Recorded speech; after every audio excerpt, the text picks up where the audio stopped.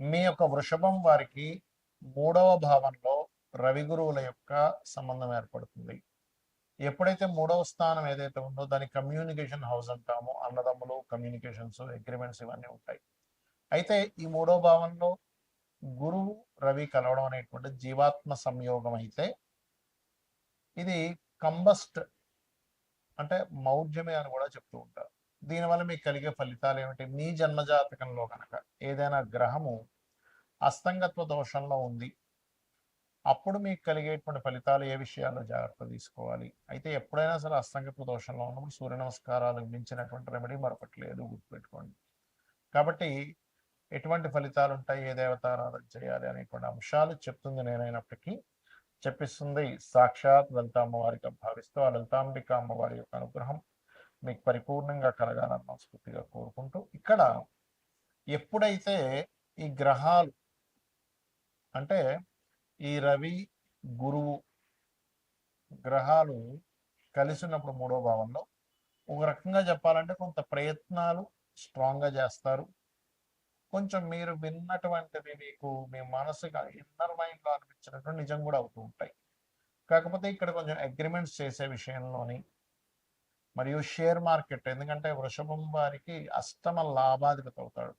ఆకస్మికంగా మనకి ఏదో ఇది కలిసి వస్తుందని ఇలా ధనం కడుతూ ఉంటాం, మధ్యవర్తిత్వంగా ఉంటూ ఉంటాం. ఎవరో చాలా పెద్ద డీల్ అండి, నేను మధ్యలోకి వెళ్ళి ఆ మధ్యవర్తిత్వంగా ఉండడం వల్ల నాకే కొన్ని కోట్లు వచ్చేస్తున్నాయని చెప్తూ ఉంటారు. మనం చాలా వింటూ ఉంటాం ఇలాంటివి. లేకపోతే అదేదో ఒక పెద్ద పాయింట్ అంటారు, దాని ఏదో అదేదో నిధి ఉందని. ఇలాంటి వాటి జోలికి ఎట్టి పరిస్థితుల్లో వెళ్ళకండి.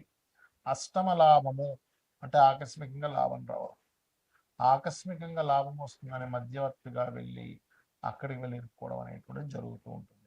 కాబట్టి ఈ యొక్క విషయంలో చాలా చాలా చాలా జాగ్రత్తగా ఉండాలి. ఇక శని అయితే మీకు 4వ భావంలో మన 11th హౌస్లో ఉన్నాడు. అది ఒక రకంగా మంచిదే. శని 11th హౌస్లో ఉంటాం. 4th హౌస్లో కేతు ఉన్నందుకు మాత్రం మంగళ ఆదివారాలు ఎట్టి పరిస్థితుల్లో ప్రాపర్టీస్ తీసుకోవడం చేయకండి. ఏదైనా అగ్రిమెంట్స్ రాసుకునేటప్పుడు కూడా చూసుకుని అగ్రిమెంట్స్ రాయండి. అన్ని విధాలా మీకు బాగుంటుంది. అయితే మీరు ఇక్కడ సూర్య నమస్కారాలు ఎక్కువ చేస్తూ ఉండండి.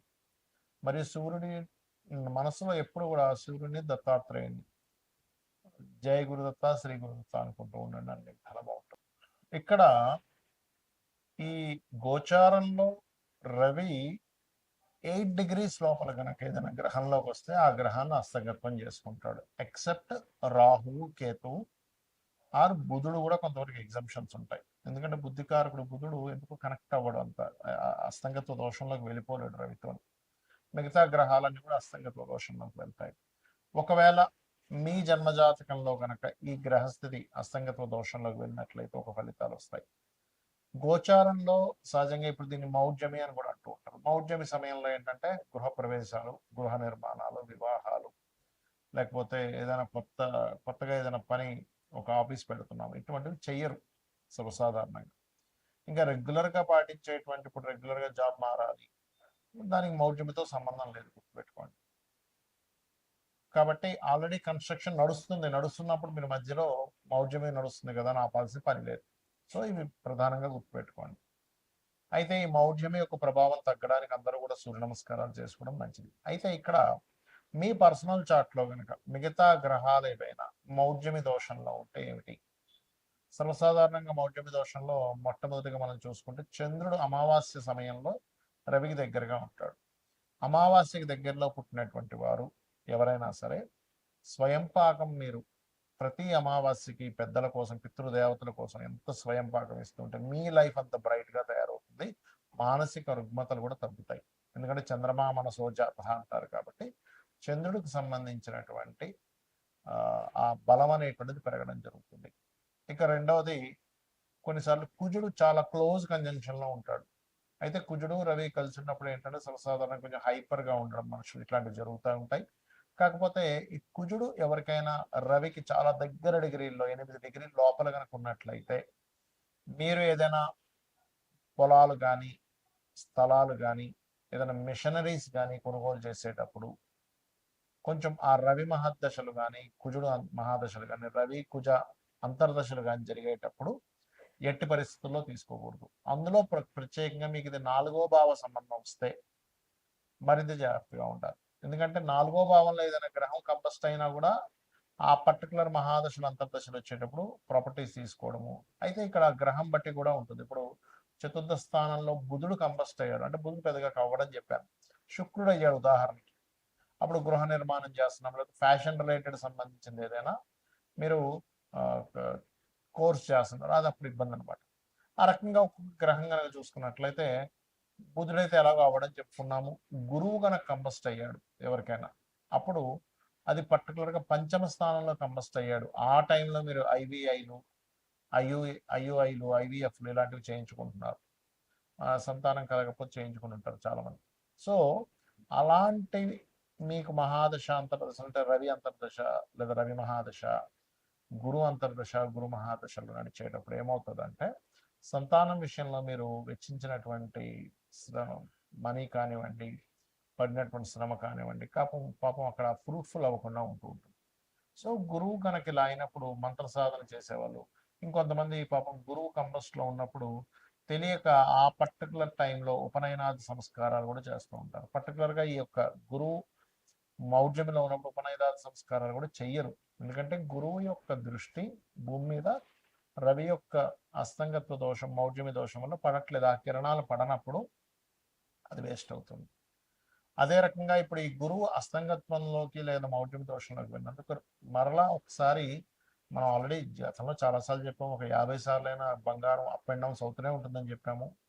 కాబట్టి ఏంటంటే ఈ యొక్క గోల్డ్కి సంబంధించింది ఏదైతే ఉందో ఇది కొంచెం స్ట్రక్ అవ్వడం కానీ, కొంచెం అప్ అండ్ డౌన్స్ అవడం ఎక్కువ తీవ్రత చెందుతూ ఉంటుంది ఇక్కడ. ఇక బాగా తగ్గడం లేదా బాగా పెరగడం లాంటివి కూడా జరుగుతాయి ఈ అస్తంగత్వ దోషం వల్ల. ఇక అదేవిధంగా శుక్రుడు ఎవరి జన్మ జాతక చక్రంలో అయినా శుక్రగ్రహం కనుక పర్టికులర్గా సప్తమ స్థానంలో కనుక అస్తంగత్వం అయింది, లేదా 12వ స్థానంలో కంబస్ట్ అయింది, గ్రహం కంబస్షన్ అంటారు దాని ఇంగ్లీష్లో, తెలుగులో అయితే అస్తంగత్వ దోషము అంటారు. సో ఆ రకంగా ఎవరికైనా శుక్రుడు అయితే పర్టికులర్గా పురుషులకి అయితేనేమో స్పర్మ్ కౌంటింగ్ తగ్గుతూ ఉంటుంది 12లో అయితే కనుక, లేదా సప్తమంలో అయినా వివాహం అవ్వడానికి కష్టం అవ్వడము, స్త్రీలకైతే కొంచెం ఎక్కువ జ్వరం రావడము, మరియు అదేవిధంగా వివాహ సంబంధించిన విషయాలు ఇబ్బంది అవ్వడం, ఏదైనా వాహనం కొనుగోలు చేస్తూ ఉంటే పర్టికులర్గా శుక్రుడు 4లో కంబస్ట్ అయితే కనుక వాహనం కొనుగోలు చేసేటప్పుడు లేదా గృహం కొనుగోలు చేసేటప్పుడు చూసుకొని కొనుగోలు చేయాలి. వీలైనంత మట్టుకు వాళ్ళ పేరు మీద వాహనాలు గృహాలు లేకపోవడం మంచిది. ఉదాహరణకు చతుర్థంలో కేతు ఉన్న, చతుర్థ స్థానం పాడైనా, చతుర్థాధిపతి పాడైనా వాళ్ళ యొక్క జీవితంలో వాళ్ళ పేరు మీద వాహనం కానీ గృహం కానీ తీసుకోకుండా ఉంటే వాళ్ళకి చాలా బాగా కలిసి వస్తుంది. అంటే వాళ్ళ జీవిత భాగస్వామి పేరు మీద వాళ్ళ పిల్లల పేర్ల మీద తీసుకోవాలి. అదేవిధంగా శని కనుక బాగా క్లోజ్ కంజంక్షన్స్లో కనుక వెళ్ళిపోయి ఇంకొక పాపగ్రహం కూడా యాడ్ అయితే తల్లిదండ్రులు అంటే తండ్రికి కొడుక్కి వచ్చేటువంటి ఇవి ఇబ్బందులు ఎక్కువ ఎదురవుతూ ఉంటాయి, గుర్తుపెట్టుకోండి. అదొకటి. అదేవిధంగా ఇప్పుడు రాహుకేతువులకైతే అస్తంగత్వ దోషం ఉండదని చెప్పుకున్నాం. కాకపోతే రాహుకేతువుల దగ్గరికి ఎప్పుడైనా రవి ముఖ్యంగా రాహు దగ్గరికి వెళ్ళినా, లేదా చంద్రుడు రాహు దగ్గరికి వెళ్ళినా రవి చంద్రులు ఇద్దరు పాడవుతుంటారు. కాబట్టి అప్పుడు ఏం చేయాలి, రాహుకి రెమెడీ చేసుకుంటున్నారు. రాహుగ్రహానికంటే దుర్గాదేవి ఆరాధన చేసుకోవడము, మినుములు దానంగా ఇవ్వడము, గారెలు నైవేద్యంగా పెట్టడము, బెల్లపు ఉండలు ఒక 4 ఉండలు గోవుకు తినిపించడం, ఇవి చేస్తూ ఉండాలి. అప్పుడు ఖచ్చితంగా వారికి ఆ దోష పరిహారం అనేటువంటి జరుగుతుంది. రావి చెట్టు చుట్టూ ప్రదక్షిణాలు చేస్తూ వాటి మీద సర్ప ప్రతిష్ఠ చేసిన, అంటే సర్పాలు అక్కడ ఉంటాయి ప్రతిష్ఠ చేసిన వాటి మీద పసుపు కుంకుమ గంధం కలిపి నీటిని వేయండి. అన్ని విధాలా మీకు బాగుంటుంది. శ్రీమాత్రేయ నమః.